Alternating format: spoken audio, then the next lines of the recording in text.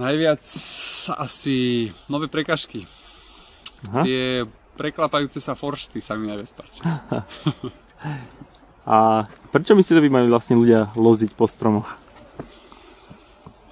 Lebo je to strašne pekné byť vonku, hýbať sa, pozerať ako padá listie,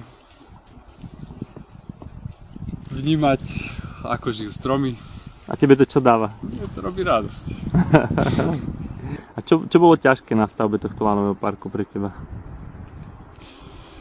Že to trvalo oveľa dlhšie, ako sme si mysleli. A bolo to nekonečné. Stále sme mali pocit, že už budúci týždeň končíme a tento pocit trval 2 mesiace.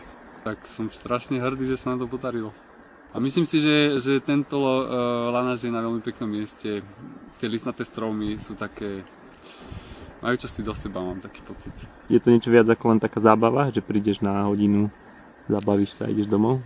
Ja si myslím, že áno, lebo ja som sa raz s kamarátom dostal na skaly, vôbec som to s tým nepočítal a oslovilo ma to natoľko, že vlastne ma to drží ešte doteraz.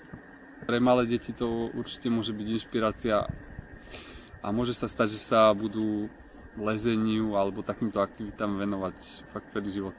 Myslím si, že strach k tomu patrí. Že bez toho strachu by to nebolo ono. A prečo je strach dôležitý? Lebo posúva hranice. Keď sa podarí prekonať strach, tak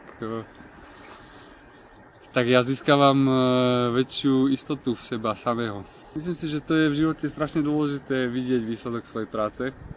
Či to musí byť fyzicky, to neviem.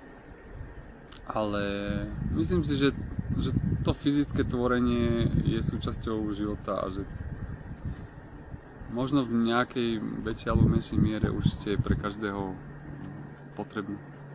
To stojí za to, vždycky ísť za tým, čo ten človek chce spraviť. A myslím si, že ak má pocit, že sa to nedá, alebo že to je drahé, tak možno stojí za to